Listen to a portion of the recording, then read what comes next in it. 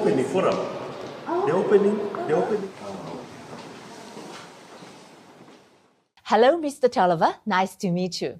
Welcome to Wuhan for the World Youth Development Forum and to our Changjiang Dialogue on CICC. Is this your first visit to Wuhan? Yes, this is my first visit in Wuhan, and I'm very happy and excited to experience the beautiful city of Wuhan. Did you take the tour yesterday? Yes, I did. I visited amazing places yesterday. We visited the phone manufacturing company. We also got an opportunity to go and visit the robotics center, and it was amazing. Great things you're doing here in Wuhan. A high-tech trip.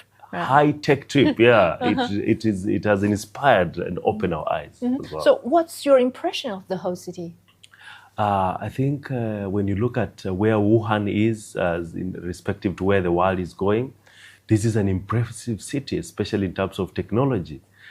We are very, very challenged in terms of what Wuhan is doing in terms of robotics and especially AI. Of course, I'm also looking to experience the culture of Wuhan people. But in terms of technology and all that, it's amazing how Wuhan is actually leading and leveraging on AI. Mm-hmm. One of this year's thematic forums focuses on artificial intelligence and youth empowerment. AI is changing learning, employment, public governance, and even everything. In your opinion, how should young people worldwide take part in co-designing AI rules, ethics, and application scenarios?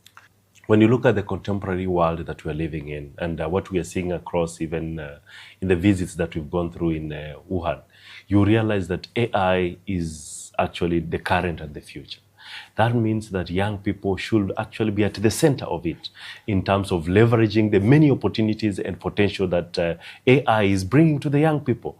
And I know that when young people leverages on these opportunities, it will create a lot of opportunities for the continent. And that's why I believe that with such great AI, with such great innovation, brings about greater responsibility on how to use it in terms of confidentiality, in terms of the work-life balance and all that. So I believe that as we advance in the technology, we also need to get time to think about how the integrity of using this technology so that then we don't lose the balance between life and the technology that we're using. We know that you are the Deputy Secretary General of the Pan-African Youth Union. Please introduce yourself and the PYU and your work and responsibilities in this organization. So, Pan-African Youth Union is a continental African agency by the African Union. It is a youth coordinating mechanism for all youth coordinating agencies in Africa. So we have different youth agencies in Africa. We have youth councils, we have national youth councils, we have national youth agencies. All these agencies are coordinated by one agency, which is the Pan-African Youth Union for the entire continent. So we have over 50 African member states as our members. This is an exciting and also a very exciting responsibility to be in charge of coordinating young people in the African continent. Because we believe that with the diverse and with the potential and the youth dividend that we have in Africa, we have an opportunity to link this demographic dividend to the opportunities available, not only in Africa, but across the continent. And that's what we do at Pan-African Youth Union. We say, where are these opportunities so that young people can take advantage of? And beyond that, we also say, are young people being involved in policy making? So we bring young people on the table with policymakers as well to inform policy, because we believe that in this age and era, it's an era of co-creation. It is not only one generation designing programs and policies for the other. It is the young and the old to co-create programs together for the posterity of the continent. So that is what we do as Pan-African Youth Union. It's exciting. And beyond that, we are also looking at what other opportunities are there for young people outside the continent. And that's why now we reach out to countries like China. We look at Africa-China relationship. We look at other continents as well. How can we have Africa-Asia relationship? And that is what we are doing as Pan-African Youth Union. And my work as the Deputy Secretary General is just to make sure that such are in motion. This year's WYDF has set up 3 thematic forums on youth, artificial intelligence, and youth empowerment we have already discussed, and creative economy and trendy culture, and volunteerism and poverty reduction. So from your perspective, which of the 3 issues do you think will be the key to changing the fundamental situations of African youth? I believe, first of all, that I wouldn't pick any out of those as a priority because all of them complement each other. When you look at issues of AI, that is where we are, that is the living. When you look at the issue of trendy culture, you can't run away from your identity because you are adopting AI. You need to get an infusion of the two. When you look at voluntarism, we are saying we need to give back to the society. We need to have young people who are pro the environment, pro a better society, and they are willing to give their time for betterment of everyone. So I believe all of these key pillars that we are having this conference, in this forum, complement each other, and they cannot be single-handedly be prioritized over the other. We need to have a balance on how do we infusion each one depending on the occasion. But yes, they are the drivers of the current and the future. And actually, those are the interests of the young people in the continent. We are saying, how do we infusion AI? How do we advocate for our development agenda? How do we maintain our trendy culture so that then we don't lose the unique identity we have as African people? Yeah. Talking about the trendy culture, African culture has its unique charm.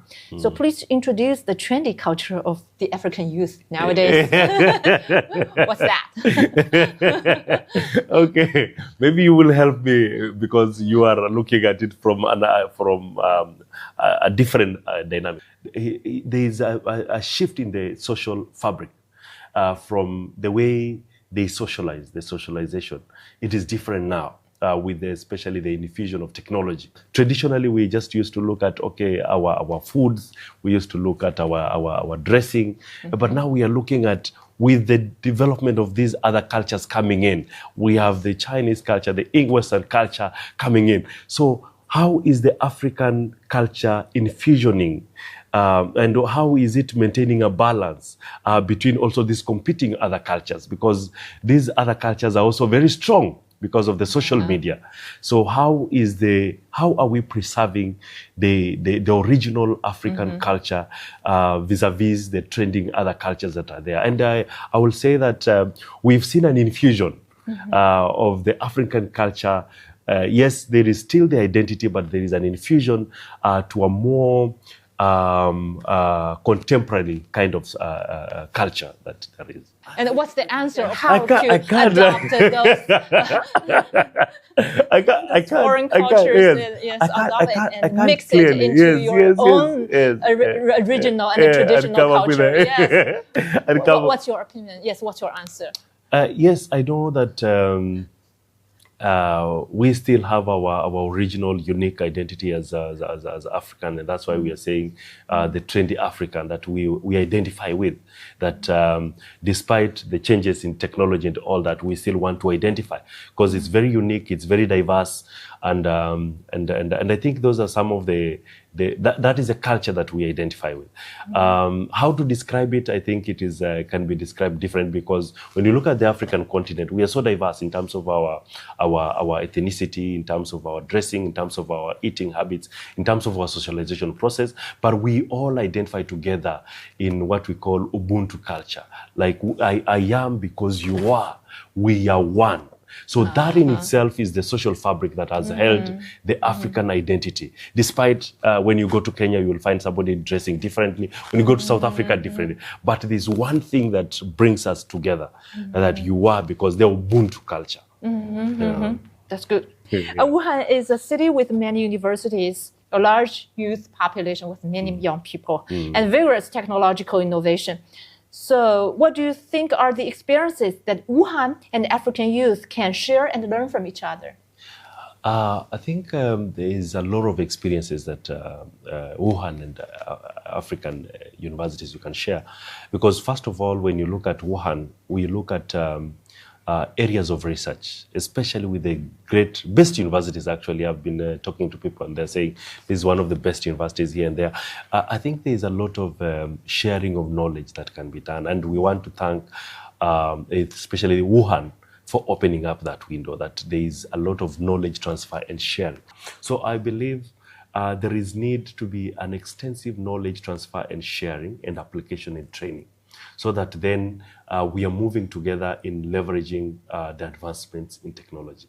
And of course, something that I've also seen, there's a lot of forums, created forums, both in Wuhan, in Africa, for these students to come and learn from each other and leverage and challenge each other. A forum like the one that we're experiencing right now. We believe that Wuhan cannot exist in isolation, neither can Africa or Kenya or any other country. We all need to have forums of engagement where we can learn from each other, peer review each other, and also challenge each other. So I believe with the many universities here, with the many universities in Africa and other countries, we have a platform to learn from each other and grow each other. Thank you very much. Thank you for joining us. Thank you so much. And sharing your stories with us. Oh, thank you so much. And I look forward to hosting you in Nairobi, Kenya.